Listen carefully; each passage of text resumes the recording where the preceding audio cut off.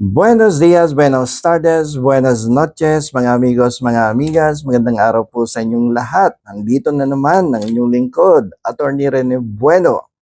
Kanina pong umaga, tayo po ay maraming natanggap na mga katanungan na may kinalaman dito sa kasong kinakaharap ni Kibuloy. Na kung saan itong tao na to ay umaten ng bista o ng arraignment dyan sa Pasig Regional Trial Court na kung saan siya ay nasasakdal, no, sa krimen na qualified human trafficking at meron pang iba. At during the arraignment nga daw ay itong si Kibuloy ay nag-enter ng plea of not guilty. Diyan nagsimula yung mga katanungan na ibinato sa atin ng ating mga taga-subaybay dito sa YouTube channel. Attorney, ano ba yung plea of not guilty? Ano ba yung si Kibuloy? Guilty yan ba't nagpipli ng not guilty? Okay, so ang ibig pong sabihin ng plea of not guilty, this is one kind of a defense, no? Or a formal declaration made by the accused telling the judge, Judge, I am not guilty. It is a formal declaration. Ito ang pagsasabi ng isang akusado na wala po akong pagkakasala. Hindi po ako nagkasala. So ito ay isang pagtatanggol ng akusado, no, sa lahat ng mga ibinibintang sa kanya during the arraignment. Okay? So yan ang una-una niyang sasabihin. Not guilty, Your Honor. Okay? So pero hindi diyan nagtatapos ang istorya ng mga reklamong isinampa laban sa kanya. Pagkatapos po kasi ng arraignment period ay magpapatuloy ang pagdilitis laban sa akusado.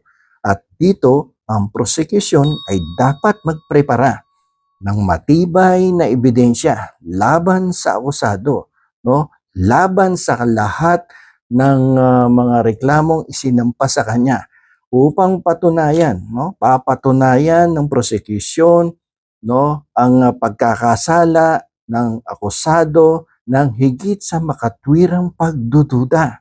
Ano ibig sabihin nito? Ito yung proof beyond reasonable doubt na dapat mapatunayan in a criminal case, no? Kasi sa criminal case, napakataas ng standard of evidence required. Proof beyond reasonable doubt.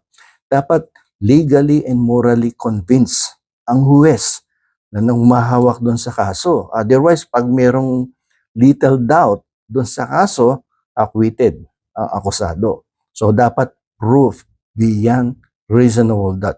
Walang kaduda-duda na ang akusado ay nagkasala sa mga reklamong ibinibintang sa kanya. Yan ang trabaho ng prosecution, mapatunayan yan. At on the part of the accused naman, siya ay magpipresenta ng mga ebidensya upang patunayan naman na siya ay walang pagkakasala sa lahat ng reklamong ibinibintang sa kanya ng mga reklamador, yung mga complainants. Okay? At yan ay mahabang proseso yan, no? Dahil may cross-examination yan after the arraignment, magkakaroon ng pre-trial, tapos yung trial of the case, tapos pag-aaralan ng huwes, no, bago yan mag-render ng decision. Kadalasan taon yan ang binibilang, no, bago makapag gawa ng desisyon ang husgado. Siyempre, pagbibigyan ng prosecution na magsampa ng mga ebidensya laban sa akusado at ang depensa naman, because he has this constitutional rights na ipagtanggol ang kanyang sarili kasi habang dinidinig yan, may presumption of innocence.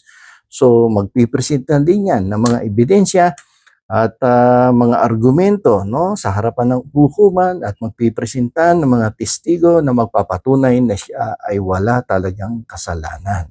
So yan po ang mangyayari after the arraignment of Pastor Kibuloy.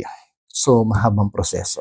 May pangalawa pang katanungan tungkol naman to sa ebidensya kasi kanina nga pinaliwanag natin kung ano yung standard of evidence required doon sa qualified human trafficking na kinakaharap ni Kibuloy. That is a criminal case, di ba? So, the standard of evidence required is proof beyond reasonable doubt. So ang katanungan naman ng isa sa ating mga subscribers, sabi niya, attorney, paano kung civil case yan?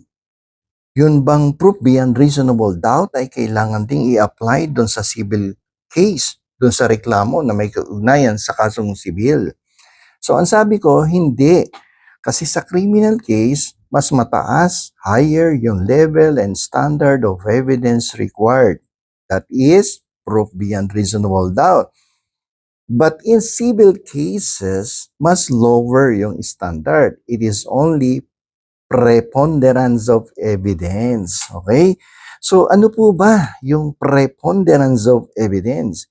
In preponderance of evidence ay ang ibig sabihin niyan ay dapat mas malakas lamang ang mga ebidensyang ipipresenta mo sa husgado upang maipanalo mo yung kaso. Halimbawa, may paglabag sa pag-uusap sa isang kontrata. So upang maipanalo mo ang iyong kaso na kung saan lumabag sa inyong kontrata ang kabilang partido, ay kinakailangan mo magpresenta ng documentary evidence showing the violation of the other party to the agreement in a contract, in a written contract. So pag maipakita mo yon, may pirma yung kabilang partido, na siya ay nag-agree sa inyong mga pinag-usapan ngunit na-violate niya, that is preponderance of evidence na kung wala siyang maihaharap na kumukontra doon sa inyong written agreement. At bukod dyan, kung may mga testimonya at iba pang relevant na dokumento na magpapatunay na meron kang mas mabigat na ebidensya laban doon sa iyong nirereklamong partido. That is preponderance of evidence. So, timbangan yan eh. So, para kang gumagamit ng timbangan. Titimbangin mo sino mas mabigat na ebidensya sa civil cases.